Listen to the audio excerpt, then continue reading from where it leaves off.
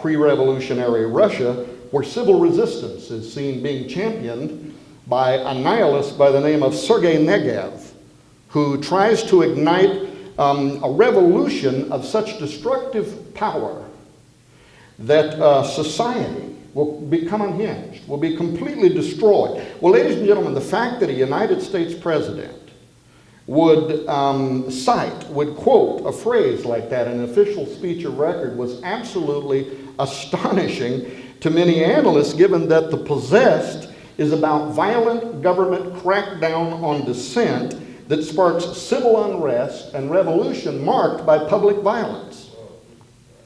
Furthermore, Fire in the Minds of Men is also a title that historian James H. Billington, as Dr. Monteith has quite often referred to, chose for his famous book on the history of revolutions, including the origin of occult Freemasonry and its influence in the American Revolution, which was also very interesting because in his closing statements, Bush himself referred to the Masonic involvement in the American Revolution, saying, when our founders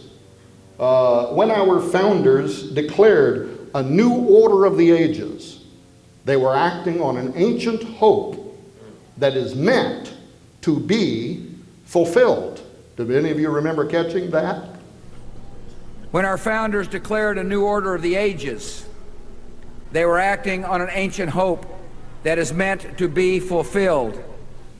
When they made this phrase, Novus Ordo Seclorum, they were acting on an ancient hope, an ancient scheme, an ancient plan that evidently hasn't yet been fulfilled at that time, because he said it is still meant to be fulfilled. Well, this phrase, a new order of the ages, is of course taken from the Masonically designed Great Seal of the United States of America, which we'll talk about in a moment. But this was interesting that Bush referred to this as an ancient hope.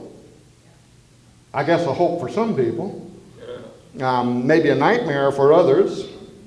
But to the illumined elite, really, and a handful of historians and scholars, these inaugural addresses by the president were really just important additions in a larger series of carefully crafted speeches in which line by line analysis of his public references seemed to be uncovering what appeared to be coded messages that were being sent to somebody.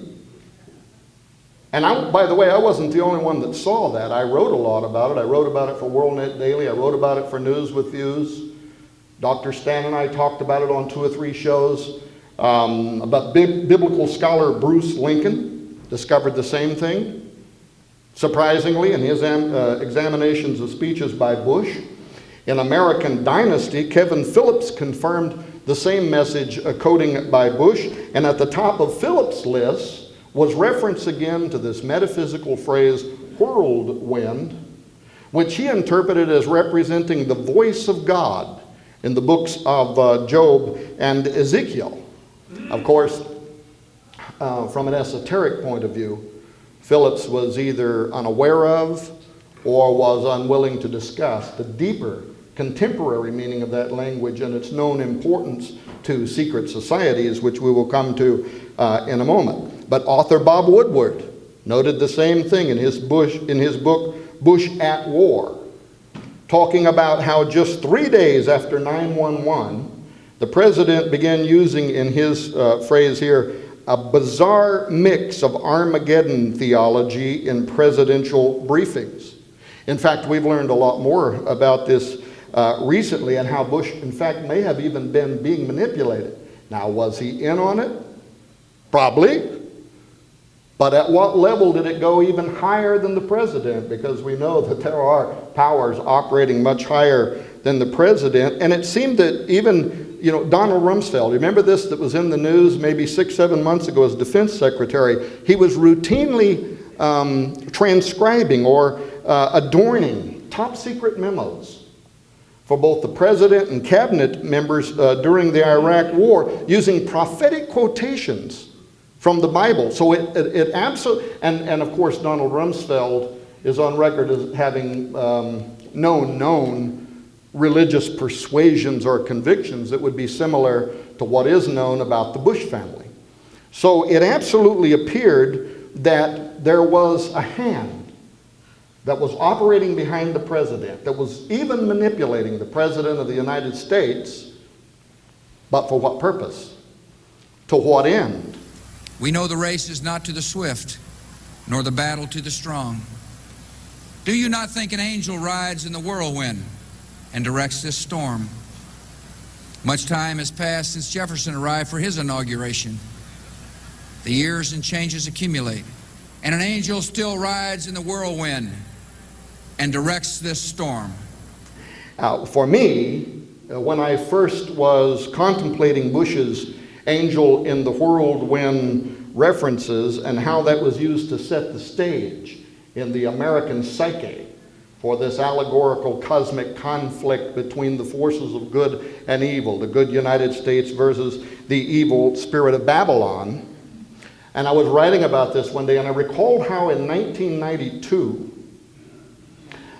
this was a full 9 years before Bush's speech, 9 years before the America was attacked. Former MI6 intelligence officer, Dr. John Coleman, had written a book called The Committee of 300. I don't know if any of you have ever read that, but in it he claims inside knowledge concerning world manipulation by an occult Illuminati elite. And according to Coleman, the angel in the whirlwind is also known as the Mariah conquering wind, and it's actually a title not only are the highest of the occult order known by, but in particular it is a phrase that is used at important moments in time. They're signaling each other. Now exactly what they were signaling to each other, I don't know, but I will tell you, to researchers like David Bay, my friend who's the director of Cutting Edge Ministries, the signal was clear. The events surrounding 9/11 was, in his opinion, either designed for or was handily used for, after the fact, a catalyst to set the stage for the final stages in the Masonic Baconian dream of the New Atlantis. The New Atlantis, of course, being what Freemason and Rosicrucian adepts of Bacon believed was the goal of the Americas, that the United States was to become the new Atlantis. Now, among other things, I will say this. At an occult level, at a deeply occult level, if before 9/11 leaders of truly dark powers had determined that the ascendancy for the new Atlantis had finally arrived, then occult magical tradition suggests that they might have triggered an event. And this would be something surrounding a mega ritual offering. I mean, are we talking about the people who died on 9/11? I would sure hope not. But it would have to be something powerful enough, according to their belief system, to move, to compel this angel in the whirlwind, these supernatural forces to whom they have made their allegiance. It would have to be something that would instigate a series of events towards a novus ordo seclorum or an ordo ad chaos, a series of events leading us into such chaos that it would bring the world to its knees in hopes of redemption, in hopes of a Savior, in hope of somebody.